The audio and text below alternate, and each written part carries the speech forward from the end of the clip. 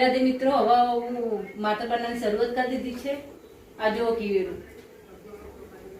પાસે ઘી બનાવવાની છે એટલે પાસે ઘી લેવું પડે. આ ગોળ નાખું જો.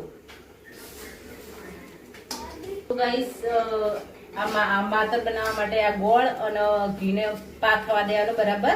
બે મિક્સ થઈ જાય એટલે પછી દૂધ વેડવાનું. તો ગાઈસ ઘી અને ગોળનો પાક થઈ ગયો. હવે દૂધ વેડું તો માતર ઢીલી થાય એના કારણે દૂધ વેડવું પડે. દૂધ વેડે તો માથે ઢીલી થાય. સારું લોટ નાખું જો.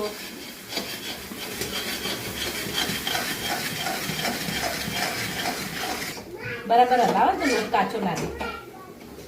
ગેસ ચાલુ હોય ને એટલે આને ફટાફટ હલાવવું પડે, નહીંતર આ રહ્યું ને માતર ચોટી જાય, બળી જાય. માતર બની તૈયાર થઈ જશે. થાળી ઠારું પછી ટુકડા કરી આ વાટકી લઈને આ દબાઈ વજન આપી અને ટુકડા થાય એના કારણે દબાવી પડે અને સારી બને. કમ્પ્લીટ દબાઈ જઈએ. હવે ચપ્પેથી કટકા કરીશ ને